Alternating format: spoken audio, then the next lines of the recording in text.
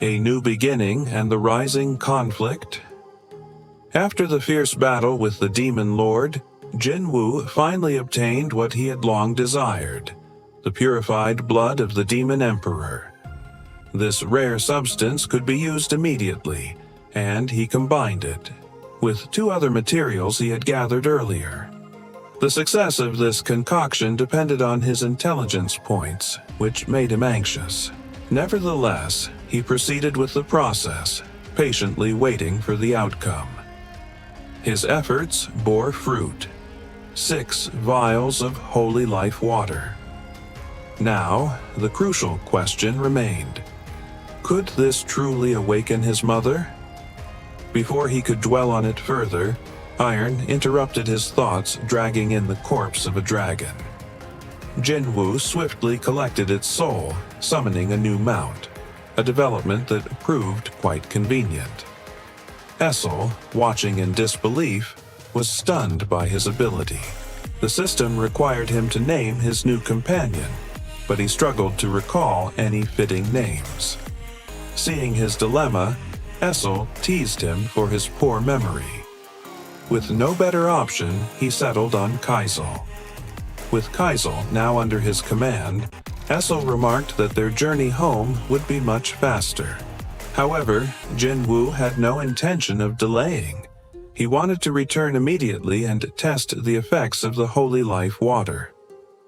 Aside from the demon lord's blood, he had obtained several other valuable rewards, the most notable being the ancient language stone.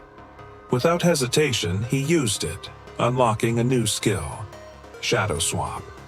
This ability allowed him to teleport between his shadow soldiers no matter where they were. It was an incredibly powerful skill. Without wasting any time, Jinwoo activated it, bidding farewell to his friend. He asked her to return on her own, as he had urgent matters to attend to. Return, and the looming battle upon arriving in his neighborhood, he quickly realized a limitation of his teleportation skill. Each activation required a 3-hour cooldown. Not wanting to waste time, he leaped into the sky and summoned Kaisel, soaring toward the hospital. Meanwhile, at the Hunter Association, a strategy meeting was underway regarding the upcoming raid on Jeju Island. The plan was to use fire magic as bait to lure the ants, while electromagnetic waves would disrupt their communication. During this chaos, Korea's Special Operations Team would infiltrate the ant nest and eliminate the queen. However, concerns remained. Would the electromagnetic waves be effective? Chairman Go Gun-hee was worried, but since Japan's research aligned with their findings, they proceeded with the plan while ensuring a backup strategy. At the same time, Baek Yoonho, an S-rank hunter, was drinking with Min Bong-gu, a former healer who had left the profession at a young age despite his talent. They reminisced about past battles and the hardships they had faced together. Min Bong-gu was disheartened that Baek Yoonho was heading to Jeju Island, reminding him of the tragic events they had witnessed there. However, Yoonho believed it was precisely because of those horrors that he had to go. If they didn't act, the ants would eventually turn the entire country into a battlefield. Min Bong-gu, though skeptical of his patriotism, supported him nonetheless. However, he made it clear he wouldn't be going. Instead, he was preparing for the civil service exam, seeking a stable and peaceful life.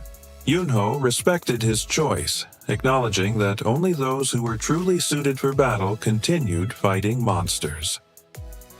A mother's awakening. At that moment, Jinwoo stood in his mother's hospital room, hesitating. The fear of failure weighed heavily on him. He gazed at the long scar on her neck, remembering the time when she suffered severe burns because of him as a child. Yet, instead of scolding him, she had only smiled and embraced him. Summoning his courage, he took a deep breath and gently lifted her frail body. His hands trembled as he poured the holy life water into her mouth, then waited. Seconds passed. Then her body began to glow. Before his eyes, her wounds healed, even the old scar from years ago disappearing. It was as if time had reversed, restoring her to the state she was in before her illness. "Mom," Jin-woo called softly, but she didn't respond. He clenched his fists, praying silently. "Please, let my mother wake up. This is the only reason I fought so hard." Meanwhile, at home, his younger sister Gina sensed something strange. A feeling of unease washed over her. She stepped outside, looking toward the hospital with countless thoughts racing in her mind. Back in the hospital room, under the gentle glow of the moonlight, a warm breeze passed through. Then, Jin-woo heard a sound, a voice he hadn't heard in years. Jin-woo! His breath hitched. His mother had awakened. Tears welled up in his eyes as overwhelming relief and joy crashed over him. She looked at him lovingly, realizing she had been asleep for 4 years. She asked about Gina, and hearing that she was well, she smiled. Gently, she placed a hand on Jin-woo's face.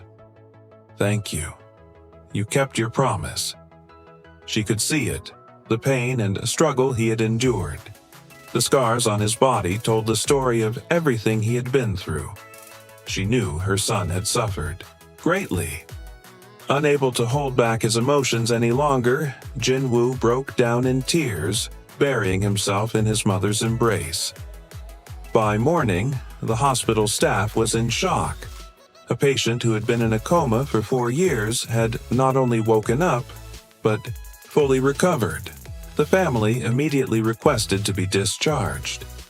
When Gina arrived and saw her mother awake, she burst into tears and ran to hug her. Their mother was overjoyed to see how much she had grown, all thanks to Jin-woo's care.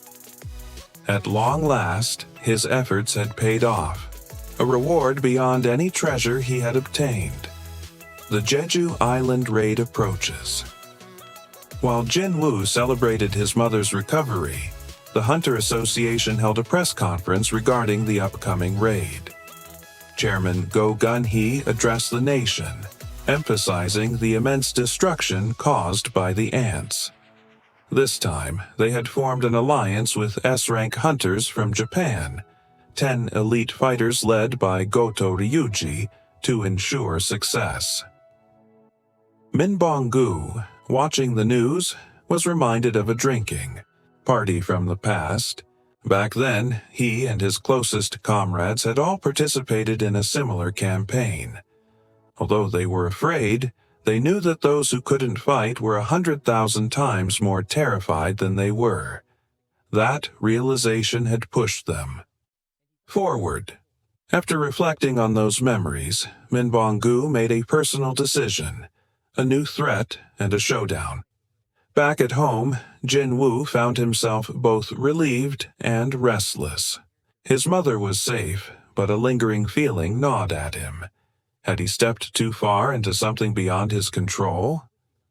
While tidying up, his mother asked if his father had contacted him during these years. Unfortunately, there had been no news. She assumed that his strength as a hunter must have been inherited from his father, who was once a firefighter, always risking his life to save others. Meanwhile, the Japanese hunters arrived in Korea for the mission. As they observed the Korean hunters, they quickly underestimated their strength, believing them to be far weaker. This arrogance stirred tension. To settle the dispute, both sides agreed to a friendly match, a chaotic battle designed to test cooperation rather than individual strength. 4 of the best fighters from each team would participate. As preparations for the raid continued, the battle between Korea and Japan's top hunters was about to begin.